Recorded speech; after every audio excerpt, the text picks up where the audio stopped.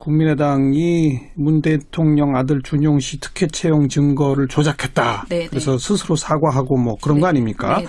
먼저 지난 대선 당시에 언론은 이 국민의당의 이 조작된 내용을 어떻게 보도했었는지 한번 점검해 볼까요? 예. 그 당시에 제가 이제 방송에서 이 방송에서도 말씀드렸는데 문준용 씨 특혜 채용 의혹은 거의 선거 기간 내내 연일 이슈화되었다라고 해도 과언이 아닙니다. 예. 오죽하면 특별히 추가되는 사실관계가 없을 때에도 국민의당과 자유한국당에서 의혹을 거듭 제기하는 발언을 하면 이것이 다시 언론에서 보도되는 식으로 받아쓰는 식으로. 예, 보도 행태가 있었습니다. 예. 이런 상황에서 선거를 나흘 앞두고 나온 국민의당의 녹취는 분명 파급력이 있는 사안이었습니다. 그렇죠. 예, 당시 방송사 중에서 이 녹취를 가장 열심히 보도한 곳은 MBC였더라고요. 녹취록이 공개됐던 5월 5일부터 대선의 바로 전날인 8일까지 MBC는 단 하루도 빼놓지 않고 국민의당이 공개한 녹취록을 보도했습니다. 예. 그러니까 4일간 총 4건을 보도한 것인데요. 같은 기간에 타사는 한두 건만 보도를 했고요. 채널 A는 아예 보도가 없었습니다. 아예 없는 데도 있어요? 네, 2건을 냈던 JTBC와 TV조선 MBN도 5일 국민의당 녹취를 공개하는 것이 한 건 있었고 7일 민주당의 고발 조치를 보도하는 것이 한 건 있었던 것이고요. 양쪽 입장을 하나씩 한 거네요. 그렇죠. 이와 달리 MBC는 의혹 관련 내용이나 그러니까 새로운 내용이나 이벤트가 발생하지 않았는데도 매일 관련 내용을 거의 우려먹기식으로 보도를 했습니다. 예. 특히 아무도 보도를 내지 않았던 5월 8일 보도는 문제가 심각하다 이렇게 보였는데요. 제목이 문 아들 특혜 취업 의혹 사활건 공방이라는 8일자 보도에서 안희정 지사 아들을 선거의 양아들 삼고 있는 아버지를 보면서 준용 씨는 지금 어디서 무슨 생각을 하고 있습니까? 라는 국민의당의 그 자극적인 공세를 그대로 받았었고요. 네. 또 문 후보가 직접 특혜 채용에 관여했다는 정황이 복수의 증인으로부터 확인됐다는 그 자신만만한 국민의당의 입장을 전했습니다. 예. 그리고 또 당시에 자유한국당이 문준용 씨의 사진과 제보 전화번호까지 내걸면서 공개 수배를 선언했었거든요. 예. 근데 MBC가 이 자유한국당의 겁박성 주장도 그대로 보도를 했습니다. 네. 사실 이 내용은 명백한 인권 침해이자 명예훼손에 가까운 내용이었는데 MBC가 이것을 아무런 문제의식 없이 자유한국당의 주장을 받아쓴 것이죠.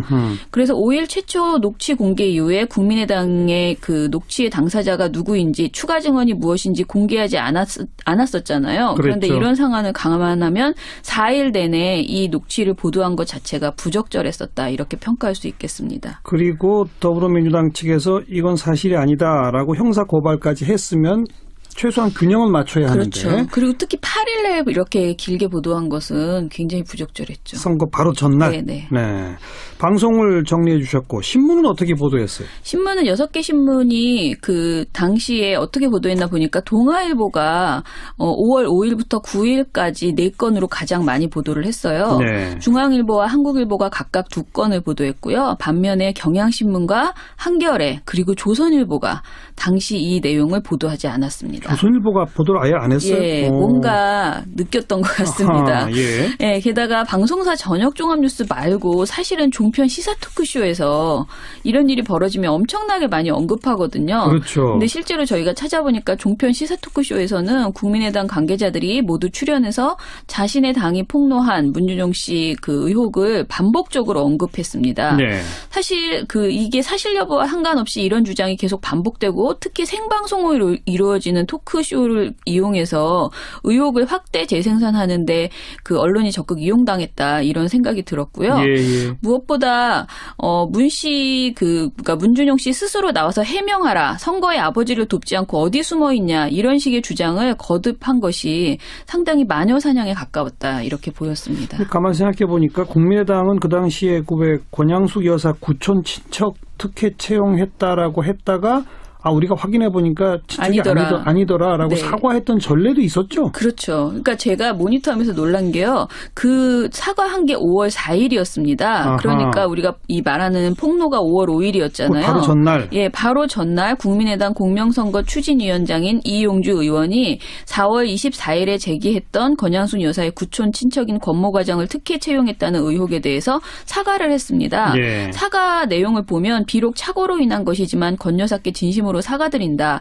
향후 제가 책임져야 할 부분이 있으면 응분의 책임을 지겠다고 발표를 했더라고요. 예. 그런데 이런 발표를 한 바로 다음 날 국민의당이 또다시 검증되지 않은 내용을 공개했던 것이죠. 그러네요. 근데 만약에 당시에 이 섣부른 의혹 제기에 대해서 언론이 제대로 비판을 했더라면 그리고 국민의당이 자성을 했었더라면 지금의 이 사태는 없지 않았을까. 없었겠죠. 예, 그런 생각이 들었고요. 그런데 당시 오히려 채널A의 정치데스크라는 방송에서 5월 4일 진행자 홍성규 씨는 이렇게 이야기했어요. 잘못된 걸 바로바로 인정하고 정정하는 모습은 그나마 좀 보기 좋네요. 국민의당에 대해서? 네. 그러니까 그냥 비판하기보다는 칭찬 쪽으로 사과를 칭찬하는 쪽으로 방점을 찍었더라고요. 예. 이런 식의 안이한 태도가 이번 사태를 부른 것 아닌가라는 생각이 들고요. 네. 이번 사상 초유의 대선 의혹 조작 사태에서 언론은 공동 책임을 져야 할 존재라는 공범이라는 생각이 듭니다. 그렇죠. 네.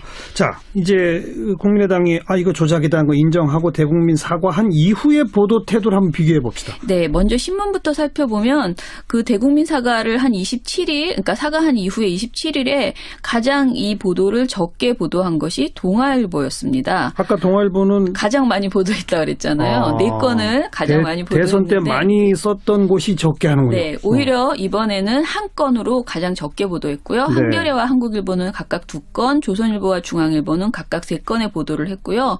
선거 당시 국민의당 주장에 받아쓰지 않았던 경향신문은 5건의 관련 보도를 내놓았습니다. 네. 지면 배치에 있어서 매체별 차이점이 아주 두드러졌는데요. 동아일보와 조선일보는 증거 조작 사실이 밝혀졌다는 사실을 담은 보도를 일면에 배치하지 않았고요. 경향신문과 중앙일보, 한겨레, 한국일보는 일면에 배치했습니다. 예. 이 중에서 경향신문 일면 보도는 머릿 기사였습니다. 예. 신문사별로 이 사안을 주요하게 부각하는 곳이 있고 그렇지 않고 쉬쉬하는 곳이 있음을 느끼실 수 있을 것입니다. 방송은 어때요? 방송은 6월 27일 보면요. KBS가 3건, MBC와 SBS가 5건, JTBC가 11건, TV조선 채널A, MBN이 각 3건씩 보도했습니다. 예. 근데 사실 이 보도량이 많아 보이지만 이 사건을 제대로 전하는 데 있어서는 이 보도량이 이렇게 많은 편도 아니에요. 그러니까 JTBC는 11건이나 보도했잖아요. 예. 이 정도는 보도해야 사안을 좀 정리할 수 있더라고요. 어허. 이번 상황을 보도하는 방송사들의 초점은 제각기 달랐는데요. SBS와 JTBC는 녹취 폭로 당시의 부실 정황과 당사자들의 엇갈리는 주장 그리고 특검의 주장에 대한 비판 등을 자세히 전하는 보도를 했습니다. 국민의당이 이거 특검하자라고 주장한 것에 대한 비판? 네네네. 네. 그리고 MBC와 TV조선 채널A, MBN은 검찰 조사 상황과 각 당의 반응만 간단히 전했고요. 특검 주장에 대한 비판은 전혀 하지 않았습니다. 예. TV조선의 경우 유일하게 이 사안을 톱보도로 내지 않고 6번째 보도로 배치했습니다. 네. 그리고 당 차원의 개입을 놓고 이유미 씨와 이용주 의원 등 당사자들의 입장이 갈리고 있는데요. 이것에 대해서 SBS, JTBC, MBN을 제외한 4개의 방송사 모두 구체적으로 비교해주지 않고 두루뭉술 넘어갔습니다. 네. 특히 MBC는 2002년 대선 당시 병풍 사건과 이번 사건을 비교하면서 문준용 씨 특혜 의혹이 남았으니 특검을 해야 한다라고 주장을 했습니다. 그런데 사실 이 사건은 이 주장은 국민의당도 일단 했다가 물러선 건데. 특히 자유한국당이 또 지금 굉장히 강하게 주장하고 있거든요. 특검을 네. 해야 된다라는 거는. 네. 근데 이 사건이 지금 진행 중이잖아요. 그래서 네. 저는 언론의 보도를 좀 더 지켜봐야 된다 싶고요. 다만 이 사안을 MBC나 자유한국당처럼 준용 씨 특혜 의혹이 남았으니 특검하자 쪽으로 몰아가는 일부 언론은 부적절하다. 이런 말씀 드리고 싶네요. 네. 그래요. 자, 이번에는 인사청문회 관련 보도 좀 평가해 볼까요? 예, 다른 내용도 많지만 김상곤 교육부 장관 겸 사회부총리 후보자에 대한 인사청문회가 좀 지나치다 싶어서 이 방송에 대해서 이제 가지고 왔는데요. 예. 김상곤 후보자 인사청문회를 보도하는 방송사들의 태도는 약속이라도 한 듯 똑같습니다. 한마디로 논문 표절이 확실하고 사회주의자라서 장관이 될 수 없다고 공세를 가한 자유한국당의 의원의 모습을 그대로 보여주는 것입니다. 예. 여기에 김상곤 후보자의 답변이나 여당 의원의 반론을 조금씩 붙여주기는 하는데 그 분량이 너무 적어서요. 기계적 중립에도 미치지 못했습니다. 네. 29일에 김상곤 후보자 청문회 관련 보도는 KBS, MBC, SBS가 1건, JTBC, TV조선 채널A가 2건, MBN이 3건이었는데요. 지상파 3사의 경우 1건의 보도에서 표절 공세와 사상 검증을 우겨 넣어서 사실상 자유한국당 중계방송이다. 라고 봐도 과언이 아닌 수준이었습니다. 지상파 3사 모두? 네. 대표적인 사례는 근데 MBC였는데요. MBC가 29일 후보 자질 놓고 사활건 여야 대리전이라는 제목의 보도에서 일단은 청문회 전부터 대립을 촉발했던 야당의 벽보 시위가 있었어요. 그랬죠. 근데 이것을 단순 공방으로 처리를 했고요. 예. 그리고 김 후보자의 자료 제출이 미흡하다는 야당 주장을 받아쓰면서 제목만 저희가 요구한 자료를 붙여놓고 남자 이유미가 아니냐 이런 이야기를 들어도 할 말이 없을 것이다라는 김세연 바른정당 의원의 발언 장면을 보여줬습니다. 예. 그리고 또 김 후보자를 국민의당 녹취 조작의 당사자인 이유미 씨와 비유한 모욕성 발언인데 MBC는 이것에 대해서 반론을 하거나 문제의식은 붙이지 않았고요. 예. 의원들이 김 후보자의 무려 1,500건의 그 자료를 제출하라고 요구해서 사실상 불가능한 요구를 했다는 점이라든가 1,500건을 요구했어요? 네네. 그런 와중에 김 후보자가 90%에 가까운 자료 제출을 보였다는 사실도 언급하지 않았습니다. 네. 그리고 또 그대로 다 베꼈어요. 이게 번역서지 논문입니까? 출처 표시 없습니다. 라면서 표절 의혹을 제기한 이종배 자유한국당 의원의 발언도 담았고요. 예. 솔직하게 이야기하셔야 합니다. 나는 사회주의자라고 반성하고 사과할 줄 알아야지라고 외친 이장우 자유한국당 의원 발언도 담았습니다. 예. 이렇게 보도에서 청문회 시작 후 후보자의 질의를 하는 의원들은 모두 자유한국당 의원들의 모습뿐이었습니다. 자유한국당 의원의 질의만 보도를 한다? 예, 그렇게 담았죠. 예. 그리고 MBC는 여당 의원의 정책 능력을 검증해야 되는 오늘 이 자리에 유감을 표하지 않을 수 없고라는 그 박경미 민주당 의원의 모습을 단 한 컷 집어넣었을 뿐입니다. 그러니까 여당 의원은 이 내용뿐이었어요. 근데 원래 청문회라고 하는 게 의혹이 있으면 의혹을 추궁하는 제일 강한 그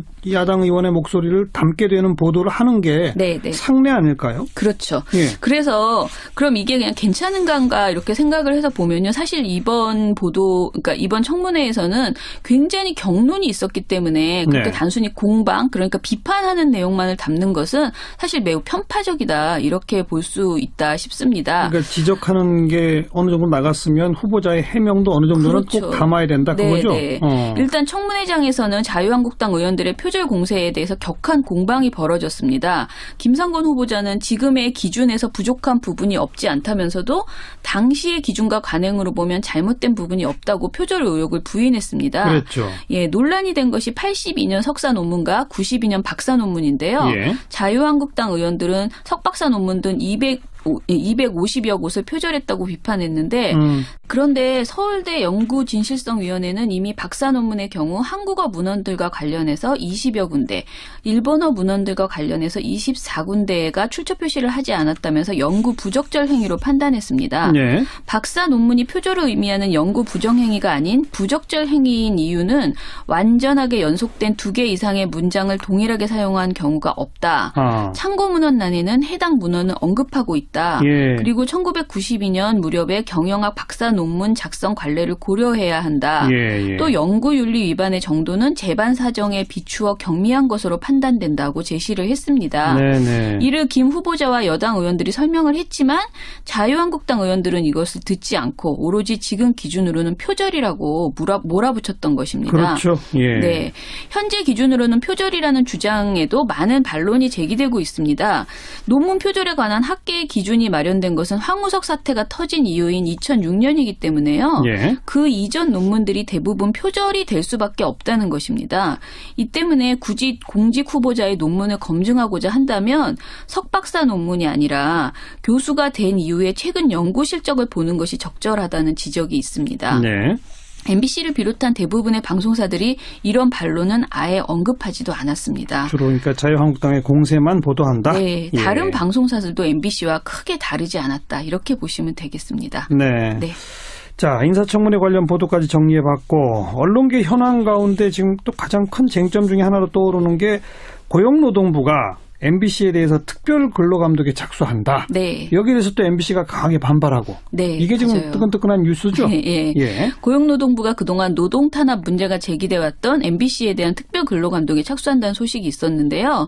그 고용부 서울 서부지청은 문화방송에 대한 특별 근로감독을 착수한다 이렇게 밝혔고요. 예. 언론노조 MBC 본부 조합원은 그 문화방송이 무더기 징계와 해고를 해온 가운데 고용부의 특별 근로감독이 어떤 결과를 낼지 기대가 된다. 있다 이렇게 밝혔습니다. 예, 이거는 노조가 요청한 거죠. 네, 맞아요. 예, 예. 문화방송 노조가 이미 그 근로감독을 요청을 했고 노조의 보도자료를 보면요. 2012년 파업과 조합활동을 이유로 한 부당 징계가 지난 5월까지 71건에 이른다는 것이에요. 네. 그리고 부당 교육과 전보 배치된 사람들은 187명에 이른다고 합니다. 정당한 노조 활동인 피켓 시위, 노보를 배포한 것을 방해하고 사내 전산망을 통한 노조의 홍보 활동도 방해했다고 주장했습니다. 예, 예.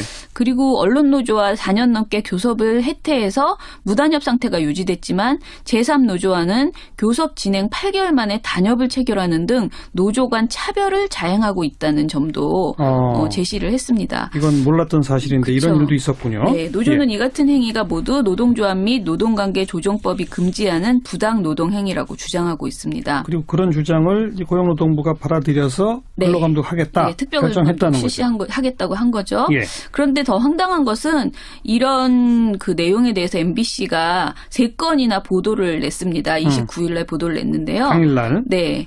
박근혜 정부 이후 그 MBC에 대한 비판과 개혁 요구가 나올 때마다 MBC는 항상 이것을 뉴스로 대응을 했습니다. 그랬죠. 제가 이런 경우를 대부분 뉴스 사유화라고 말씀을 드렸죠. 예. 그러니까 자신들의 사측의 성명을 자신들의 뉴스를 통해서 계속 발표하고 있다는 그렇죠. 것인데요. 예. 이번에도 2건의 보도에서 사실상 성명을 발표를 했습니다. 먼저 이제 첫 보도에서는 근로감독 그 개시를 알리는 내용을 전했고요. 두 번째 보도에서는 자신들의 성명을 이제 쭉 설명을 했습니다. MBC 특별근로감독 착수에 대해서 정치 권력이 방송과 MBC 장악을 위해 고용노동부를 동원한 것이다. 네. 정권이 바뀌고 나니 고용노동부가 정권의 입맛을 맞추기 위해서 판단을 번복했다. 그리고 특별근로감독 사유도 이미 소송이나 노동위에 제소돼 다루어졌던 과거의 사건들이다 등 사측의 성명을 그대로 읊었습니다. 네. 그리고 이어지는 또 다른 보도, 언론 장악 의도, 야권 강력 비난이라는 보도에서는요, 정권의 언론 탄압이라는 비판과 우려가 나온다.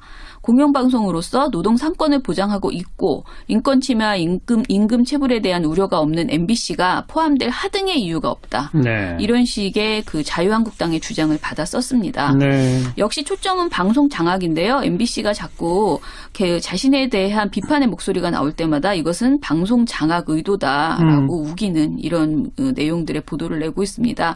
그래서 저는 이런 상황이기 때문에 특별히 이번 근로감독 결과가 매우 궁금해지고 있습니다. 한번 기다려 봅시다. 네. 오늘 여기까지 할까요? 수고하셨습니다. 감사합니다. 미디어 포커스 민주언론 시민연합의 김원경 사무처장. 장인 이용주 의원이 4월 24일에 제기했던 권양순 여사의 구촌 친척인 권모 과장을 특혜 채용했다는 의혹에 대해서 사과를 했습니다. 예. 사과 내용을 보면 비록 착오로 인한 것이지만 권 여사께 진심으로 사과드린다.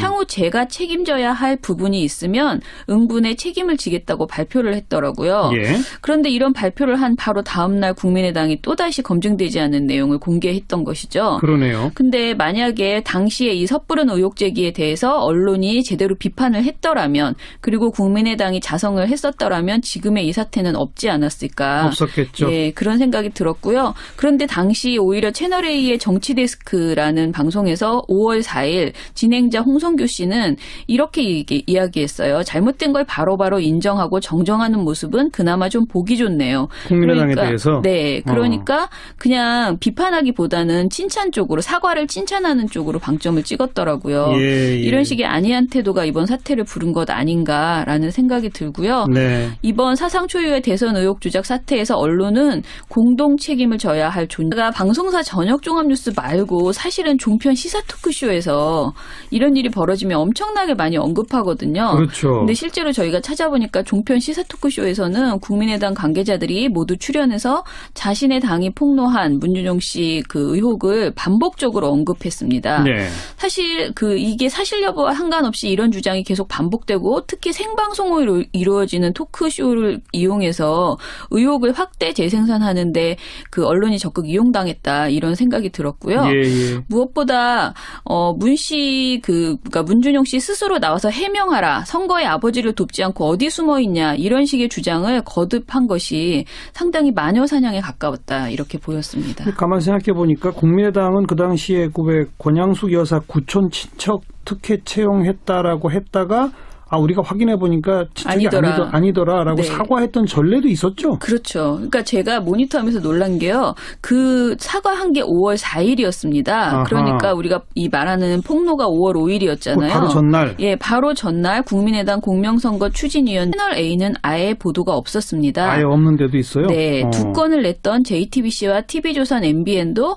5일 국민의당 녹취를 공개하는 것이 한 건 있었고 7일 민주당의 고발 조치를 보도하는 것이 한 건 있었던 것이고요. 양쪽 입장을 하나씩 한 거네요. 그렇죠. 이와 달리 MBC는 의혹 관련 내용이나 그러니까 새로운 내용이나 이벤트가 발생하지 않았는데도 매일 관련 내용을 거의 우려먹기식으로 보도를 했습니다. 네. 특히 아무도 보도를 내지 않았던 5월 8일 보도는 문제가 심각하다 이렇게 보였는데요. 제목이 문 아들 특혜 취업 의혹 사활건 공방이라는 8일자 보도에서 안희정 지사 아들을 선거에 양아들 삼고 있는 아버지를 보면서 준용 씨는 지금 어디서 무슨 생각을 하고 있습니까? 라는 국민의당의 그 자극적인 공세를 그대로 받았었고요. 네. 또 문 후보가 직접 특혜 채용에 관여했다는 정황이 복수의 증인으로부터 확인됐다는 그 자신만만한 국민의당의 입장을 전했습니다. 예. 그리고 또 당시에 자유한국당이 문준용 씨의 사진과 제보 전화번호까지 내걸면서 공개 수배를 선언했었거든요. 예. 근데 MBC가 이 자유한국당의 겁박성 주장도 그대로 보도를 했습니다. 네. 사실 이 내용은 명백한 인권 침해이자 명예훼손에 가까운 내용이었는데 MBC가 이것을 아무런 문제의식 없이 자유한국당의 주장을 받아쓴 것이죠. 그래서 5일 최초 녹취 공개 이후에 국민의당의 그 녹취의 당사자가 누구인지 추가 증언이 무엇인지 공개하지 않았었잖아요. 그런데 그랬죠. 이런 상황을 감안하면 4일 내내 이 녹취를 보도한 것 자체가 부적절했었다 이렇게 평가할 수 있겠습니다. 그리고 더불어민주당 측에서 이건 사실이 아니다라고 형사 고발까지 했으면 최소한 균형은 맞춰야 그렇죠. 하는데 그리고 특히 8일에 이렇게 길게 보도한 것은 굉장히 부적절했죠. 선거 바로 전날. 네네. 네. 방송을 정리해 주셨고 신문은 어떻게 보도했어요? 신문은 6개 신문이 그 당시에 어떻게 보도했나 보니까 동아일보가 5월 5일부터 9일까지 4건으로 가장 많이 보도를 했어요. 네. 중앙일보와 한국일보가 각각 2건을 보도했고요. 반면에 경향신문과 한겨레 그리고 조선일보가 당시 이 내용을 보도하지 않았습니다. 조선일보가 보도를 아예 안 했어요? 예, 뭔가 느꼈던 것 같습니다. 아하, 예. 예, 게다가 국민의당이 문 대통령 아들 준용 씨 특혜 채용 증거를 조작했다. 네네. 그래서 스스로 사과하고 뭐 그런 거 아닙니까? 네네. 먼저 지난 대선 당시의 언론은 이 국민의당의 이 조작된 내용을 어떻게 보도했었는지 한번 점검해 볼까요? 예. 그 당시에 제가 이제 이 방송에서도 말씀드렸는데 문준용 씨 특혜 채용 의혹은 거의 선거 기간 내내 연일 이슈화되었다라고 예, 해도 예. 과언이 아닙니다. 예. 오죽하면 특별히 추가되는 사실관계가 없을 때에도 국민의당과 자유한국당에서 의혹을 거듭 제기하는 발언을 하면 이것이 다시 언론에서 보도되는 식으로 받아쓰는 식으로. 예, 보도 행태가 있었습니다. 예. 이런 상황에서 선거를 나흘 앞두고 나온 국민의당의 녹취는 분명 파급력이 있는 사안이었습니다. 그렇죠. 예, 당시 방송사 중에서 이 녹취를 가장 열심히 보도한 곳은 MBC였더라고요. 녹취록이 공개됐던 5월 5일부터 대선의 바로 전날인 8일까지 MBC는 단 하루도 빼놓지 않고 국민의당이 공개한 녹취록을 보도했습니다. 예. 그러니까 4일간 총 4건을 보도한 것인데요. 같은 기간에 타사는 한두 건만 보도를 했고요.